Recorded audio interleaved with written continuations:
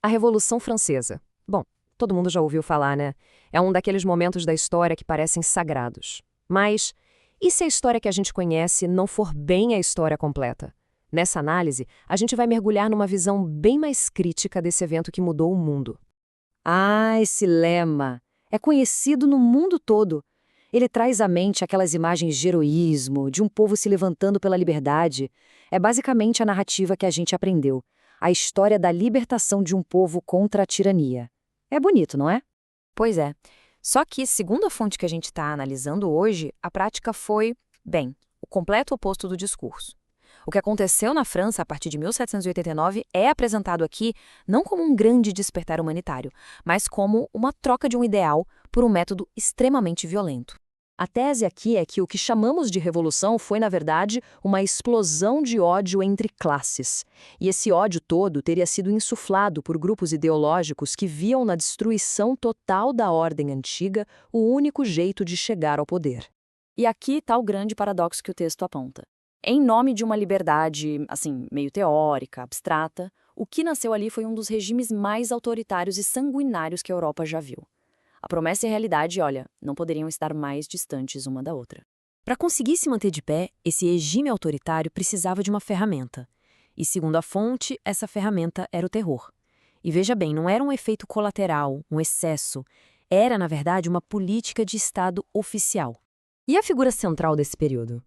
Bom, segundo essa análise, não é bem aquele idealista radical que muitos pintam.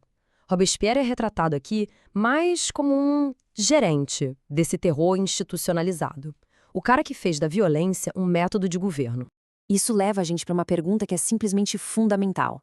Se o objetivo era a liberdade, por que a simples discordância passou a ser um crime capital, punido com a morte? A liberdade, pelo visto, só valia para quem concordava com o poder. Agora, olha só que assustador como o processo era quase burocrático. A fonte descreve um caminho sem volta. Tudo começava com uma denúncia, muitas vezes anônima. Daí, ia para um julgamento que não tinha nada de justo, sem direito à defesa. E a sentença, bom, era quase sempre a mesma. A tal da igualdade, ironicamente, aparecia para todo mundo na hora de encarar a lâmina da guilhotina. Mas a análise vai além da violência política. Ela mostra como a Revolução, segundo o autor, tentou apagar a cultura, a fé, tudo o que existia antes dela. Era uma tentativa de começar do zero, à força. O texto defende que a perseguição contra a igreja não foi um acidente de percurso, foi um projeto ideológico, muito bem pensado. A repressão brutal na região da Vendéia, por exemplo, é descrita como algo que hoje a gente chamaria de extermínio. Tudo isso em nome de uma nova razão que não aceitava a competição. A ambição era tanta que chegou a um ponto que o autor chama de pura arrogância ideológica, a tentativa de controlar não só as pessoas, mas o próprio tempo.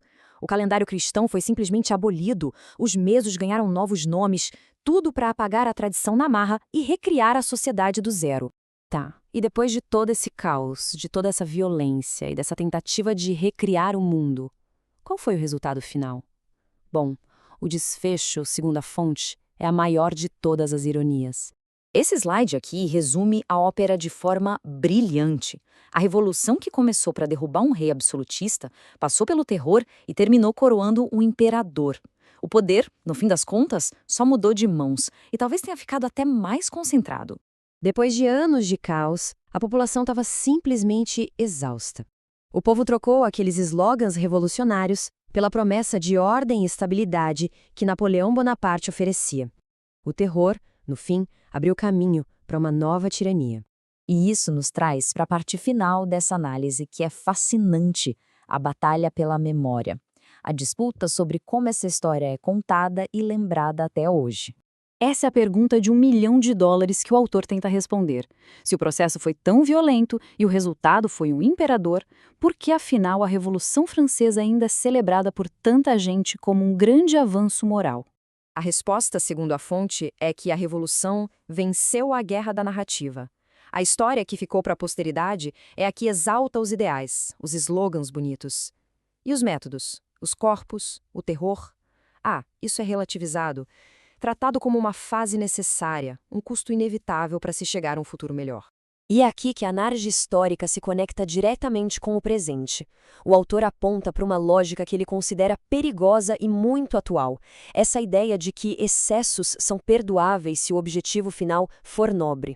Um roteiro que, segundo ele, tem a Revolução Francesa como sua grande inspiração moral. E a gente encerra com a conclusão da fonte, que é quase um alerta. A ideia de que quando as ideologias são colocadas acima da vida humana, quando a narrativa bonita importa mais do que os fatos, o resultado é sempre o mesmo, a tirania. Só que uma tirania com um discurso muito bonito. É um pensamento forte para a gente refletir sobre como olhamos para os eventos, tanto do passado quanto do nosso presente.